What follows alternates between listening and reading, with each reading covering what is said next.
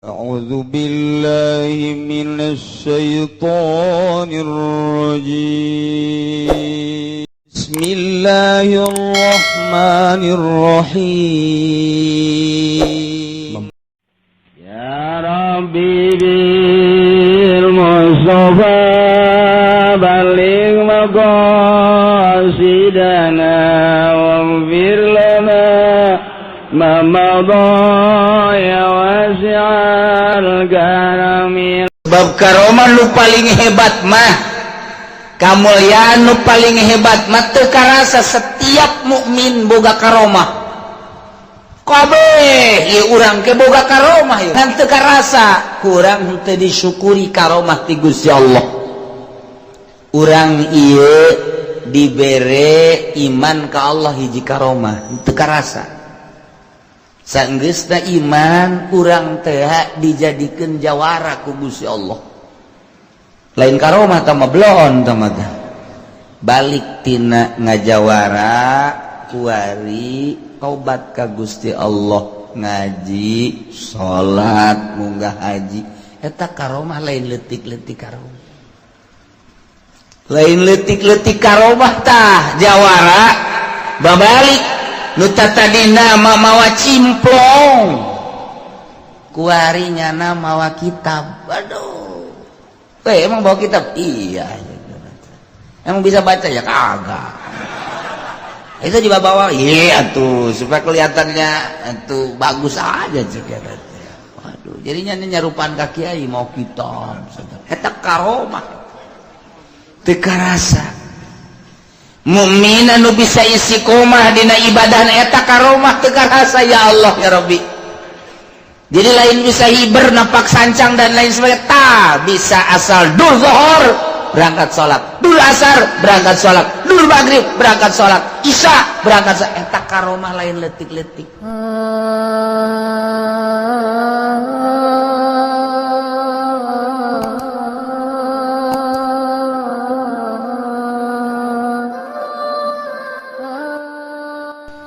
Di berbagai kitab karomah Tuan Syah Abdul Qadir dicaritakeun, terutama dina kitab Tafrijul Khatir. Ya awewe datang ka dokter bebeja hayang boga anak, diperiksa ku dokter. Lalakina awewena cek dokter ieu mah moal boga anak, mandul. Panasaran datang deui ka dokter nu lain, periksa deui, tetep hasil medisna menunjukkan mandul dari kedua belah pihak. Mendatang ka kula mah gampang.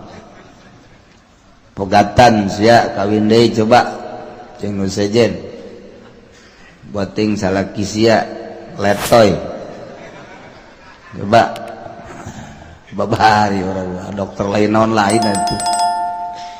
Tapi jana mah datang deui ka dokter, cek dokter diputus tetep mandul.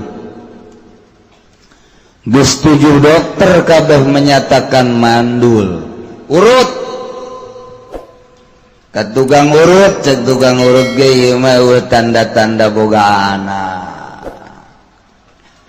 Geus sababaraha tukang urut datang leuh cenah ieu hayang jasa boga anak kabita, jasa di dunia atuh bisa seserian jeung anak. Maot mun anak soleh bisa ngadoakeun, beuh indah amat ieu boga turunan teh. Ang datang ka Tuan Syah Abdul Qadir sakieu ja geus masyhur jasa naon bae nu dipenta ku masyarakat sekitarna pasti jasa diijabah. Nu teu diijabah sebab nyana mah hirupna ieu jang talang dada manusia sekitar nusa kabeh. Teu mementingkeun diri, boga korma hiji mun nyana lapar batur hayangeun dibikeun bae kajeun nyana mah teu dahar. Kos urang persis. Perancis jasa ya Allah etalah mementingkan batur orang malain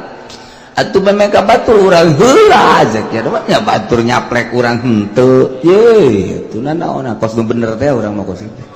ngomong gitu teh kos nu bener henteu datang ke Tuhan. Assalamualaikum. Waalaikumsalam. Aya naon ieu abdi rumah tangga geus belasan tahun. Perisak dokter geus 7 dokter menyatakan mandul, moal boga anak diurut geus menyatakan mandul tapi abdi keukeuh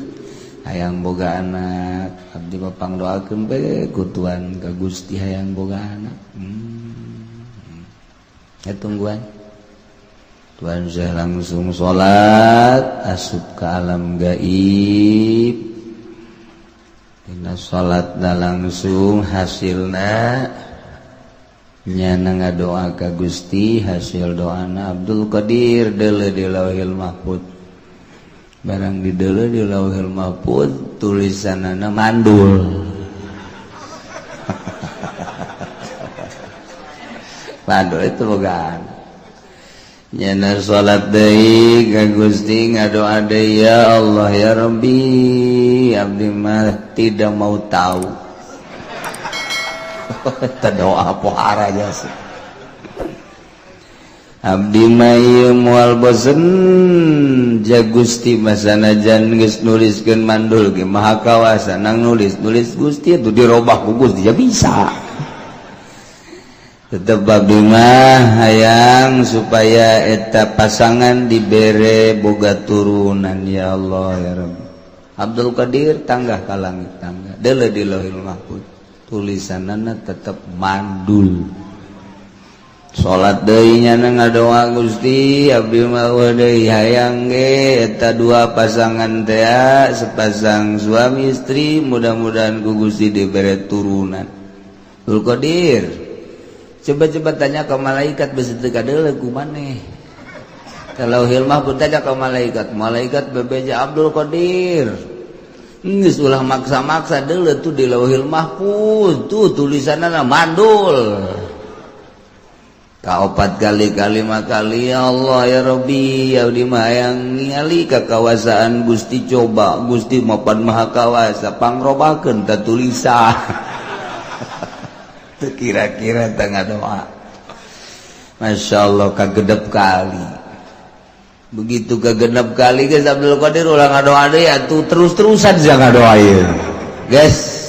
pejakeun gadawa we dibere anak gitu tuh deuleu di Lauhil Mahfuz barang di deuleu 7 anak sebab sia bisi ngadoa deui cenah 7 kali ngadoa 7 kali dibere anak nan bejakeun sing hade kitunya kudu menghormati wali Allah sebab wali Allah lah anu bisa maksa ka Gusti bejakeun berelah nyana taneuh dicokot di hareupeun imah dipuntel-puntel leutik segede korek api tenden dia diliongtin tenden diliongtina nya geus ieu syarat ulah dipiceun nya muhun tuan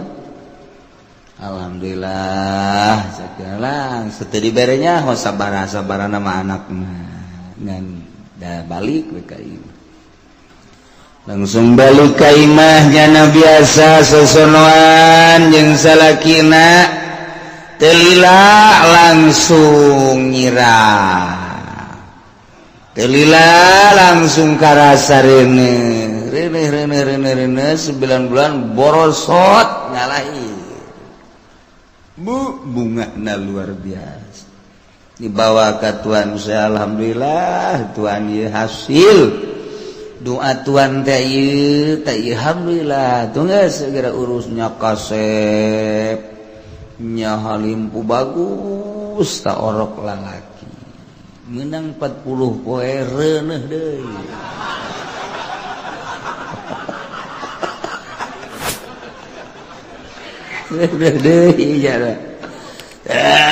terus 9 bulan lahir deui dibawa deui ka Tuhan Syekh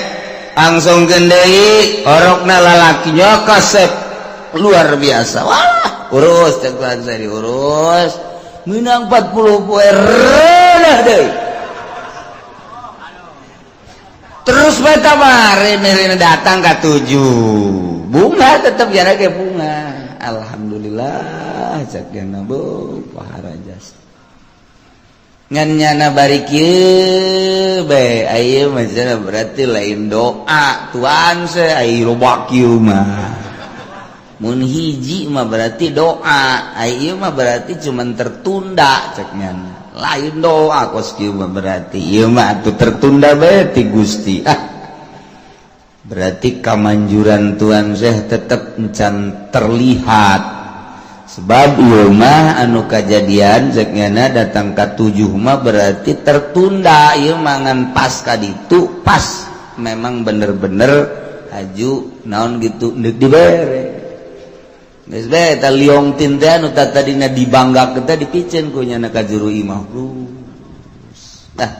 lain doa Tuhan Syekh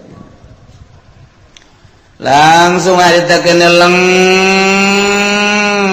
nyana ieu pinsan begitu pingsan ngadengi suara jeritan horeng anakna kabeh sirahna kaluar getih pae kabeh 7 mamawat langsung nyana hudang dihudangkeun ku salakina begitu hudang nyana nanya aya di mana ieu. Wah beda cek salaki berarti ayeunanya aya di mana mah ye leng-lengan ya. Leng-leng emang tas di mana? Sakila tas di akhirat ambu jawa amat lalakon. Tas di akhirat segala. Ges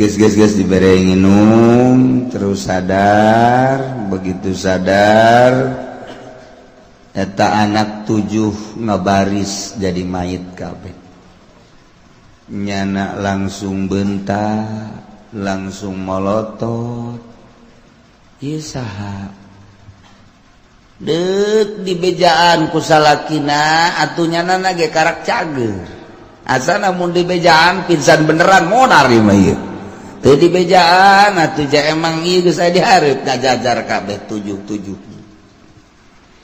cek salaki lihat coba bae tingali tama mayit saha barang di dulu sirah getihan kabeh belah kuluna ja ieu mah anak cek anak kok ieu tidak bisa ngadadak maot sakaligus haju kula ge pingsan pohara jasa cenah aya naon salakina langsung mamawa liong ti neng jimati tuan sete ulah ditoler-toler coba pake heula pake pan urang boga anak teh sababna ieu coba pake dipake deui kunya coba bejadi ka ditu ka tuan saya bebeja ieu tas noler-noler ieu jimat babejanya terus dibawa ka tuan Syekh bebeja nyana bahwa di jero hate malik kepercaya lantaran ieu anakna lain hiji mun gitu mah 2 padahal 7 berarti ieu seolah-olah lain doa Tuan Syekh tah kungsi noler-noler tak ieu leleong tin dipiceun ieu dipakekeun deui ku salaki abdi mah hiji abdi hayang cager kadua anak abdi atuh nu parareh supaya hirup deui ambo cek Tuan Syekh pamenta ku pohara sia Tuan Syekh langsung salat deui salat asup deui ka alam gaib munajat deui ka Gusti cek Gusti Abdul Qadir bejakeun ka eta awewe ieu teh boga anak hasil doa sia kahiji kadua kawali-wali nu mana ge ulah sok api lain jeung ulah sok noler-noler sebab aing geus janji saha jelema anu nganyerikeun ka wala aing teu percaya ka wali aing jelema eta ku aing di peranganana cara aing meranganana disiksana ku aing kaum-kaum nu teu percaya ka wali-wali aing bakal disiksa cara nyiksana ku siksa aing jaga mijakeun katua-kutuan Syekh ka anjeunna ka eta awewe langsung cerik cai mata unggal lengkah netes ka handap bari balik bari detes tobat ka Gusti Allah datang ka imah anakna keur dalahan eta nya ngahaneng we kieu Masya Allah kakarak dirinya nyana percaya karena keistimewaan karomah Tuan Syekh Abdul Qadir Al-Jailani di panpoal aja saya ya Allah pernah kula gaya nu maksa maksudnya lain boga anak yang maksa nyandung itu bapak hari kita mau gitu teh kudu maksa tuh sih asal boga duit mah nyandung gak itu bener nyandung beneran berarti doa aing dijabah. Ya Allah ya Rabbi tah ditanya Tuan Tuan si karomana poharamat lamun daek kaula karomah imun daek geus moal kawadahan ngan kula embung embungeun nya boga karomah sebab karomah nu paling hebat mah kamuliaan nu paling hebat mah teu karasa setiap mukmin boga karomah kabeh ieu urang ke boga karomah ieu komo MZ na almarhum ka mih karomah hebat MZ mah lain mukmin mah mih ge karomah tah mukmin kabeh ngabogaan karomah ngan teu karasa kurang teu disyukuri karomah ti Gusti Allah urang ieu dibere iman ka Allah hiji karomah teu karasa saenggeusna iman urang teh dijadikeun jawara ku Gusti Allah lain karomah tah mah belon tah mah balik tina ngajawara kuari tobat ka Gusti Allah ngaji salat munggah haji eta karomah lain leutik-leutik karomah lain letik-letik karomah tah jawara babalik nu tadina mawa cimplong kuari nyana mawa kitab aduh emang bawa kitab iya emang bisa baca ya kagak itu dibawa iya tuh supaya kelihatannya itu bagus aja juga waduh jadinya nyarupan kaki kiai mau kitab eta karomah teu karasa mukmin anu bisa istiqomah dina ibadah eta karomah teu karasa ya Allah ya Rabbi jadi lain bisa hiber nampak sancang dan lain sebagainya tah bisa asal dur zuhur berangkat sholat dur asar berangkat sholat dur maghrib berangkat sholat isya berangkat sholat eta karomah lain letik-letik teu karasa tak ku urang mah urang boga pamajikan nurut ka urang boga karomah buat eta mah pohara kan tetangga urang mah pan bo diparahan bae ku pamajikan aya anakan mah terus ngan dimarahan bae ieu mah pamajikan nurut ka urang bisa istiqomah ibadah ka Gusti Allah eta teu karasa tak karomah ulah ngitung-ngitung karomah nu macem-macem eta tah ya Allah nu bakal naon nyambungkeun urang jeung Gusti Allah setiap jelema nu salat geus eta teh pokona mah bakalna kagaet eta teh ka sorga ulah hese-hese masyaallah ya urang diuk di majelis hareudang tah hareudang eta bakal ngasupkeun ka sorga mantap ulah cok dicing di handapeun kipas hareudang aduh tapi sorga yang loba jasa Masya Allah karomah teu karasa tak karomah teh kos kitu nah ieu urang bakal ngaholan raja para wali-wali Allah subhanahu wa ta'ala lain di dieu bae Jawa Tengah bareng Jawa Timur di mana dia tuh di Malaysia kemudian atuh di Birma anu araya tarikah terus di dunia bagus puguh di Irak kemudian di Pakistan, di India, dunia tanggal 9 teh pohara guys. Lain lalagan tanggal 9 mah pohara lobana di dunia. Entak turunan Tuhan saya orang lambat saya itu bisa.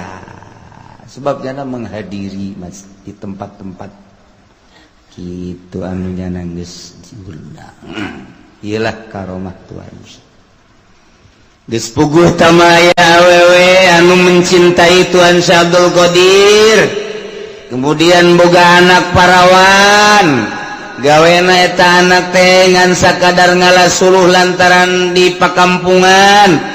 Orenganan nyana diincer ku seorang pemuda anu dangkal dek dizinahan. Nyana teh memeh dek dizinahan teh dikitu ngaranna ditanya heula hartina ditanya tadek embung dikawin ternyata embung nu mantak embung lain teu bogo lantaran hayang nu sarua nyaho ka Allah nu ibadah. Sementara lalaki eta mah atuh kos kitu dangkal kurang pati ibadah. Embung nyana diintip ku eta lalaki rahasia kaleuweung rahasia kaleuweung. Pas dina waktuna nyana ngalasuluh antara gunungna ke sorangan bae sampeurkeun ku eta lalaki cekel langsung bawa ka sisi gunung handapeun batu nu ngeunaheun rada tiis diporosotkeun kabeh didangkakeun wah ditanaga awewe dibekem langsung kunyana ditumpakan eta awewe geus ngadoa macem-macem doa ti mimihna kene ti bekem kene ngadoa ka Gusti Allah can aya ijabah babacaan Quran dan lain sebagainya can aya ijabah artina encan ku Gusti teh can diijabah tapi terakhir begitu manehanana ditangkep ieu geus mamam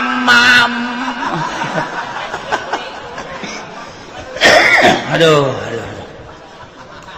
Maksudnya geus lempeng jasa gitu. Tinggal nembakeun doang. Masya Allah nyana ngajrit ka Tuhan Syekh Abdul Qadir Al-Jailani. Ya Allah, Tuhan teh boga wali. Tuhan teh boga wali Gusti ngaran Tuhan Syekh Abdul Qadir Al-Jailani. Abdi teh termasuk salah sahiji anu cinta ka anjeunna. Dengan karomah Tuhan Syekh abdi nyuhunkeun kasalamatan Gusti kabeneran Tuhan Syekh teh keur ngalawudu artina ngadenge jeritan Tuhan Syekh ngadenge jeritan kieu oh aya nu ngajerit salah satu muridna langsung bakiak dicekal konyana dialungkeun teng alah batan bom atom jeger wae kena tarang ngaguling langsung hiji deui dialungkeun kena dada deuh ngagoleh teu kacaritakeun ku kumahana salamet bae awewe di dinya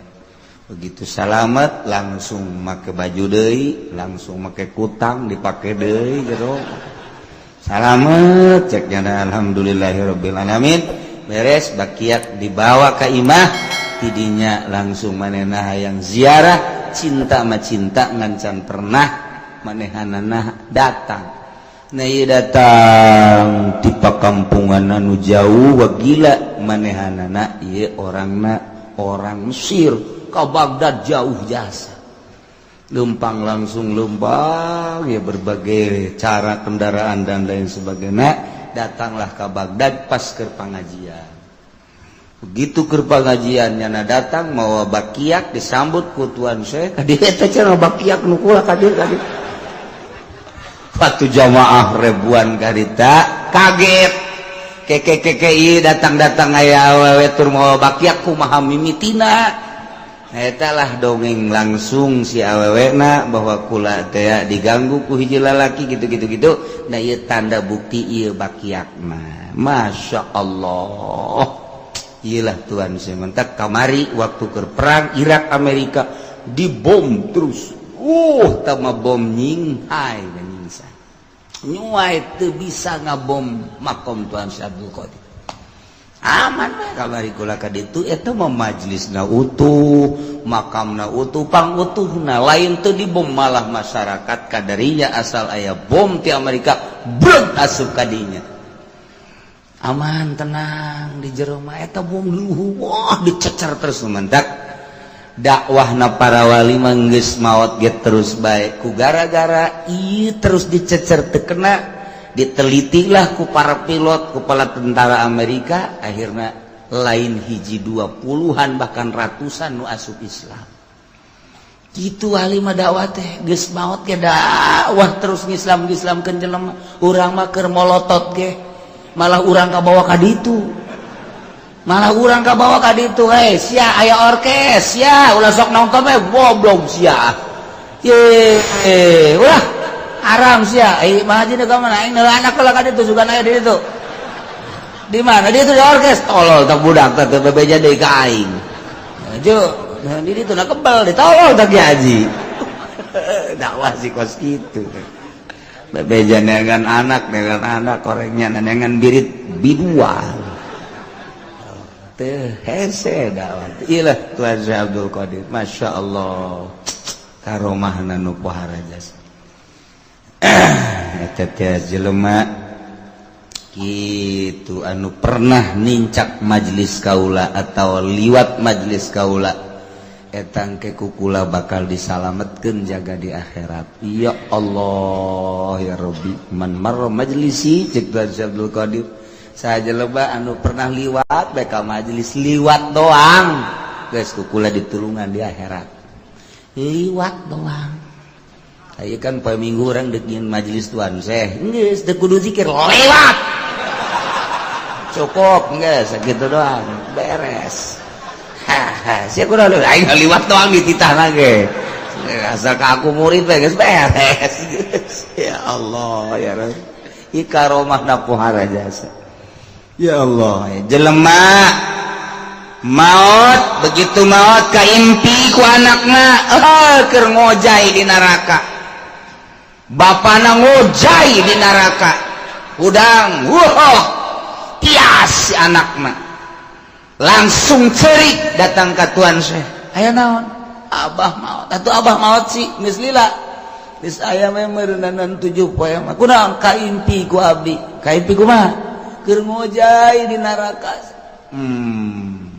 bapak maneh pernah naon kitu ngaranna pernah milu pangajian jeung kula teh ya di tempat-tempat kitu riungan majelis henteu pernah nya nama pernah ngadaengkeun ngaji kula teu pernah nya nama pernah wau henteu nya nama nyaon teu kangaran ieu ngaran nyaon henteu nya nama teu nyahoun gawe naon bae tuh bapak sia raja saya tuh ampura bapak ulama duh geus teh nyaon naon atuh pates kana neraka gajian Tuan Syekh tapi tetep banyak dulu di neraka ku nyeri jasanya na digodok ancul-anculan tanuh nu panas abdi beuteung asa sugan sakanya hosia bapak siap pernah henteu ieu datang ka majelis henteu nya nama liwat mah pernah ge lain endek ngaji ngudag ontak. Oh pernah liwat udah gonta langsung tunggu adalah langsung nyana sholat gitu sholat asup kanu alam gaibna menta ka Gusti murid abdi pangnyalametkeun mang anu tak nu anakna bebeja kabeh salametkeun Gusti ih cak Gusti pantama lain murid iranya jadi murid sia ngaji teu pernah nyaho teu pernah ngadengekeun teu pernah wau henteu irah jadi muridna ngamajelis teu pernah eta Gusti Janal ngudag kota liwat ka majelis abdi eta ge murid waduh cek Gusti Allah geus atuh disalametkeun teu ekos kitu murid mah langsung isukna ngimpi deui geus aya di sisi neraka keur kieu alhamdulillah bejakeun ka Syekh Abdul Qadir cak bapana dina ngimpi hatur salam gitu waduh aing nu lamun lain ku nyana ieu aing rebek cenah candata tah jadi nyana ngudag onta doang liwat murid keneh bae boh atuh komo urang mah poe minggu liwat atuh geus Rid be pokona mah. Nya na teh ge jana aya di luhur neraka kieu can puguh ka manana eta. Tapi geus diangkat. Ya Allah, komo urang mah cinta ka wali Allah Subhanahu. Eta cenah Muhammadiyah versi teu percaya. Dia tuh jor bae sia-sia aing. Karasa sia geus modar sia. Kitu bae ulah hese ulang mikiran Muhammadiyah versi Wahabi urang kuari. Dia geus jelas dina Al-Qur'an, ala inna awliya Allahi la khaufun alaihim wa lahum yahzanun. Kitabna geus jelas jasa. Eta mah teu percaya atuh teu dibukakeun hidayah bae ku Gusti Allah. Sakitu bae meureun kamulyaanana ai urang mah alhamdulillah percaya ka Allah, percaya ka Kangjeng Rasulullah, percaya ka aulia-aulia Allah Subhanahu wa taala. Oh, karomahna geus pohar jasa Tuhan saya. Jelema boga anak hiji-hijina nya kaset, nya pikarespeun. Manehanana ilu ngalalau ka laut, pas datang ka laut ngaguling parahuna. Acak-acakan di dahar ku laut. Inting-intingan. Informasilah ke mana bahwa anakna ti keleboh, peak geus teu bisa ditulungan deui tengah laut. Cerik datang ka Tuan Syekh. Minta disalametkeun anak abdi jatuh geus maot papan kumaha nya geus takdir abdi ge cenah takdir mah takdir bae tak ya kos gituan kita sarua kos di urang nasiban nasib bae cenah teh nu bodoh ngaranna ge atuh iki nu datang ka Tuhan nu barodo pinter mah masa atuh kitu aman bodoh anak hiji-hijina keur mejeuna dipake karesep ku abdi maot di mana maotna di laut haju hayang hirup deui kumaha sia yang hirup deui geus maot menta bae mah coba ka Allah maksa pamentak aya geus geura balik bae tuh ka itu geus aya di imah aya geura balik nya ka imah bang di deuleu jajan aya nya nungguan balik deui ka Tuhan saya Tuhan can aya jagenna di imah can aya can beureum Tuhan saya geus geura ka ditu balik aya ge datang ka imah keneh mah datang deui Tuhan sok halalaga abdi atuh air kaya aya ieu atuh iki mah pan bo abdi lah itu bisa tuh itu air bisa sih kaya itu bisa tuh geus tuh bisa karana cenah geus geura balik ulah sok halalaga ieu ati lu ieu mah moal cek geura ka ditu geura balik lah di jalan teu percaya aing mah sanajan geus aya-aya di ngalalaga Tuhan saya masuk ke dokter barang datang ka imah aya keur kieu mah jeh isi saya anak emak tas di mana tas di laut paeh mah hei saya hirup gua lagi teu ngarti gua jadi hirup deui gua ieu masyaallah ditangkep ku mana luar biasa asa ngimpi nya bebeja ka Tuhan saya kumaha aya geus aya mah geus geura balik ka ditu lain kitu eta Tuhan ku bisa aya deui abdi mah hayang geus ulah hayang nyaho sia mah waduh atuh moal ka harti geus eta mah kakawasan Allah geus aya bae geus atuh tinggal Tuhan saya ngajungkel ka Gusti Allah artina Gusti si masih keneh resep henteu ka abdi lamun abdi boga kasalahan naon ieu Gusti sampaikeun ka eta lambat amat ngahirupeun jelema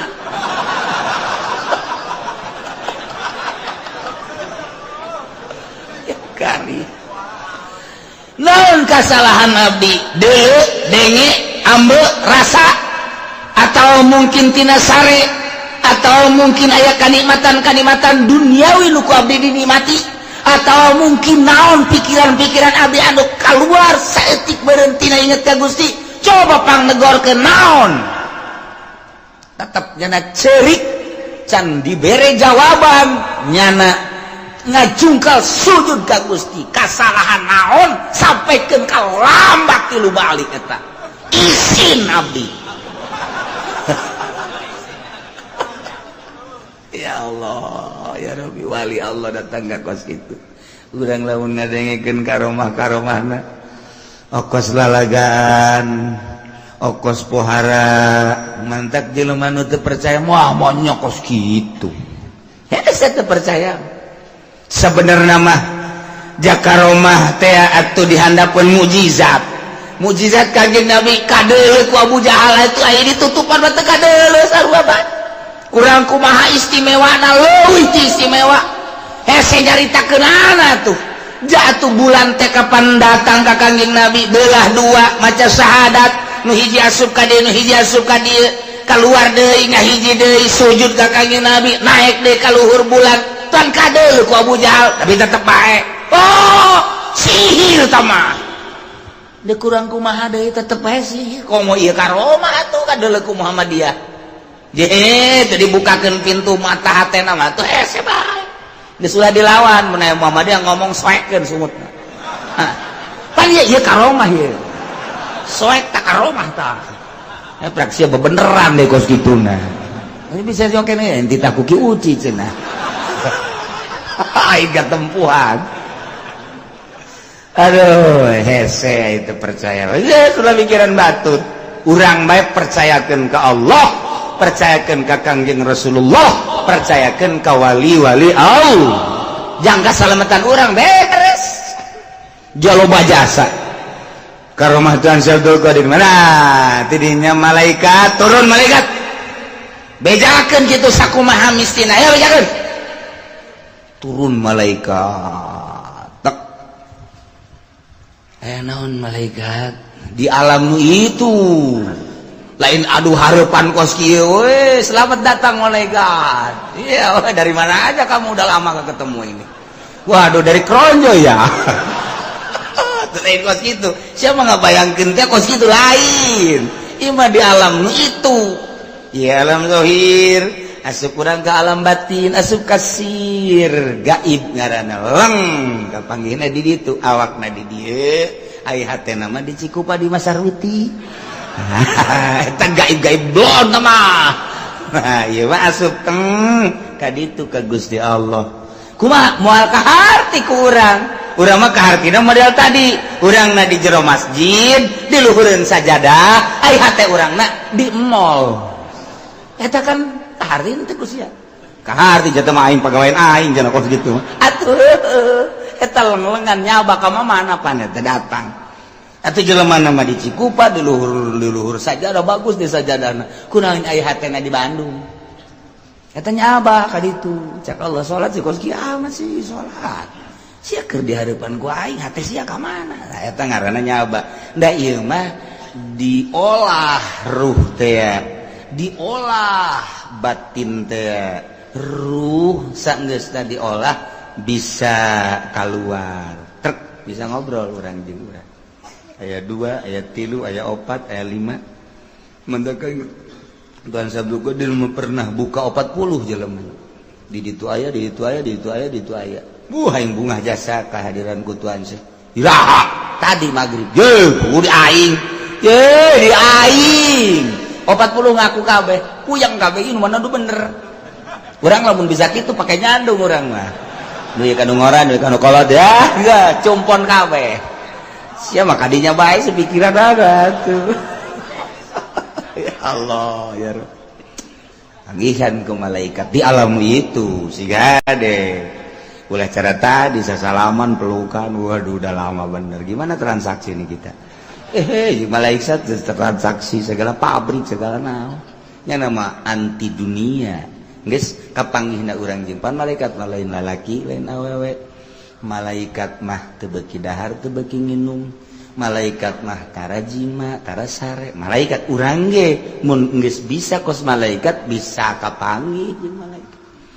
Kangjeng Nabi mah kok henteu kikituan ge kapanggih atuh leuwih luhur Kangjeng Nabi mah lantaran Kangjeng Nabi mah tina nur didamelna itu Abdul Qadir mah biasa cara urang nu mantak keur kumaha bae Kangjeng Nabi mah kadatangan malaikat Jibril teh di masjid di imah di jalan leuwih pohara Kangjeng Nabi mah henteu kudu make tadarrut cara Tuhan Syekh Abdul Qadir iraha bae malaikat diinstruksikan datang. Tuhan Abdul Qadir kudu melalui nyulusup heula ka alam itu. Jauh Tuhan Abdul Qadir jeung Kangjeng Nabi. Kangjeng Nabi mah pak datang keur iraha bae keur kumaha bae. Bahkan nu kaberenehan keur meujeuhna malaikat Jibril datang aya urang dinya kadel. Hendak barang geus beres gitu naon malaikat Jibril adu hareup ngadu dengkul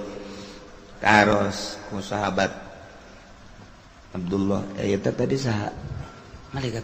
malaikat Jibril bah tuh lain kita tadi bebeja bah kasep amat jeung seungit amat eta malaikat Jibril katingali tah ku Abdullah bin Umar mah ai ku ente bapak gon moal tetap ente mah jameureunan matana kahalangan ku sinden mal bisa tuh mun sinden dijauh ge kadul oh tuh wih mantap jasa nu mana baju beureum eta emang mata sinden mah kos gitu ari atuh Abdullah bin Umar mah atuh matana mata itu mata malaikat atuh kadul ya Allah bahkan Siti Aisyah mah dihatur salaman ku malaikat Jibril Aisyah Jibril atur salam alaikalissalam bangun teu bungaheun teh biasa bae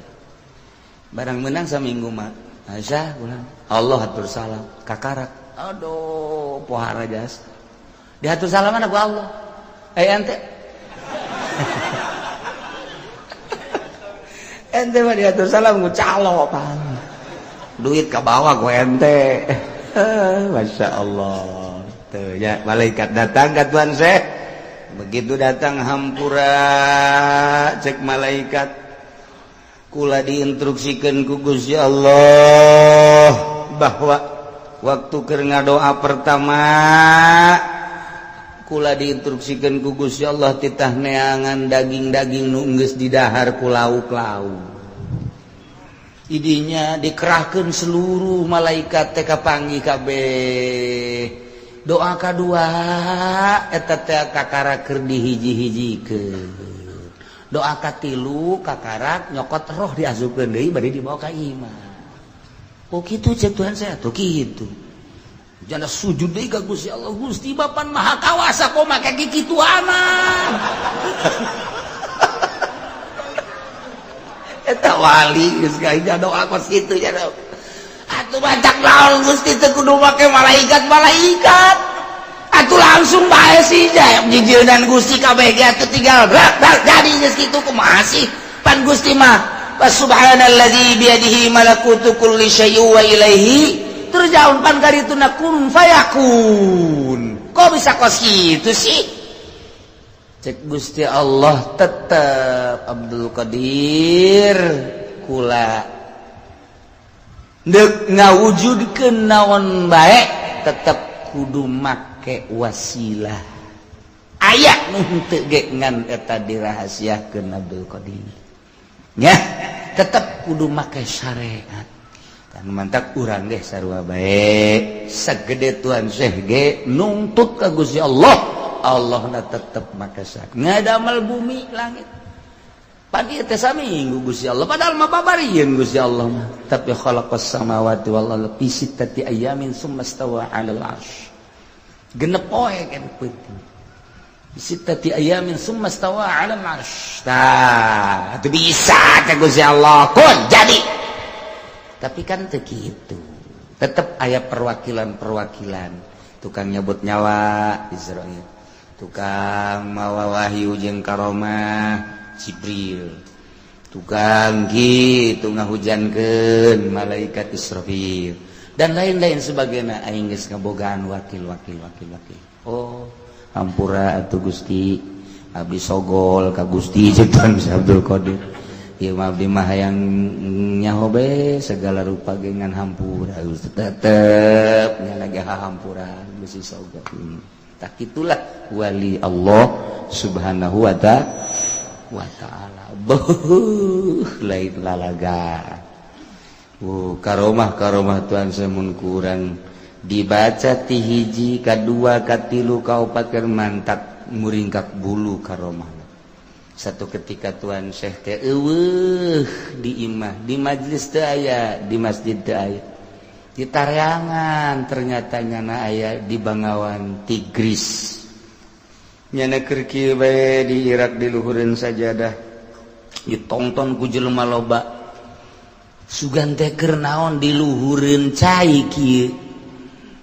ternyata lauk seluruh lauk berbagai jenis lauk daratan ngusapan dampal leungeun tuan Syekh kabeh nyanana kieu bae jutaan lauk geus berbagai jenis lauk geus beres langsung tuan Syekh indit di kabeh ditaros ai tadi naon kula diondang ku murid kaula di laut cekna hayang sasalaman jasa sakali besa umur hirup mantap kula ieu naon kitu ngaranna ngaluangkeun waktu di sasalamanan ku lauk waingan jutaan lauk tambah teu eureun-eureun terus sing beletik ka dieu lamun urang mawa jaring urang makanya lauk mantep jasa ye urang watung geus mantap birak lauk geus sebab deuk diganggu ku urang mah ikutan saya mah tuh lauk narurut mau nurut kabeh waliullah naik maung bae ka mamana naik maung bae ka mamana ngan maung mapan kudu dibere daging nu mantak asal datang ka di daerah ka muridna pangneangankeun daging deuk sapitah deuk embe tah pangneangankeun kitu bae selalu akhirna nyana nyaba ka tuan Syekh begitu nyaba ka tuan Syekh datang tadi maung pae begitu di dieu maung pae langsung sujud eta wali ka tuan Syekh hampura sebab naon nu mantak maung pae ieu boga rasa takabur jeung tuan Syekh mah luhuran aing lantaran aing mah ka mamana ge naek maung nya nama teu kadengekeun naek maung nu mantak eueuhna naonan tuan Syekh mah lah sampai coba ku aing deuk didatangan kos kumaha sih teh tuan Syekh yeuh barang datang kadinya turun kek pae ceriknya cek tuan Syekh teh ieu deuk dipaehan terus apa hirup deui ampura cenah kula kasombongan kula kanyahoan ieu mah terserangan kula baukeun balikna jauh hirupkeun deui we hirupkeun deui tawadukeun hate kakarak tawadu percaya jasa bahwa eueuh di wali di dunia pangluhurna iwal ti anjeun deuleu mau geus kieu atuh ulah kitu cenah mau ulah haju kuari mah bangun buringas kitu kula paeh tawadukeun deui makin tawadu mau bisa ditumpahkan deui entek sok geura tawadukeun ku urang hate urang haju urang ka Taman Safari hayangnya turun urang di mobil selamun urang nu bisa naekan nyana atawa nyana nu bisa ngegel urang asana nyana Masya Allah Buyut Bazur naik maung Syekh Asnawi naik maung Syekh Maghribi naik maung para wali naik maung Masya Allah aya urang boro-boro naik maung naikkan pemajikan ge marah baca pemajikan boro-boro mau pemajikan ge deuk nyangkrem pemajikan sakurang atuh siap maung beureum ieu aduh ya Allah ya Rabb aduh tidak tunduk ke pemajikan Allah takdir ya mengaji pelaksanaan ya mengaji letak di pending ya masalah ya bang letak di roti ayah kepastian nanaona ina urusan Torab Zaid ngarusak karena salah saiji anggota Ki Umar nu dirusak teh lain sukuna sakadar ping-pingna taeta syarat bayar diat dalat tablugopi diatana salat tablugo diatanasin asal ulah datang ka diat awak-awakan bae lamun diat anu geus katangtuan mah geus bubuk ieu mah lucan tangtu na ieu mah kuduna dikakodikeun ka hakim bayar torogna bayar kerugianana sabaraha duit tergantung hakim wa yuqawamu jeung direga-rega badan dimalihi sabada ngemuna engke eta anu dirusak ping-ping misalna engke kapan ditangani atawa teu ditangani keur ditangani bae ku dokter ku medis nah ieu datang ka sabaraha keur teu ditangani berarti kan jadi ngemu tah ieu sabada indimal marambat atawa henteu sih artina marambat teh ka mana ieu bakal ngepekna nah ieu diperhitungkeun ailam yakun nabsun maka lamun teu aya kakurangan ubiro akrabun aksini lal indimal rekenlah nupang deketna kurang kana indimal wakila cek sagaol mayu qadiru qadin bitihadi itihadlah hakim atau qadi kudu sakumaha eta kerugianana wakila lagurma cek sagaol teu aya kudu teu aya tempuhan wal jarhul muqaddar ari jarhul muqaddar geus kaliwat dihandap aya mudihah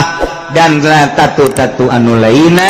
anu dituturkeun terus kadina tatu sin dan lain sebagainya wa ma la yuqaddaru wallahu a'lam.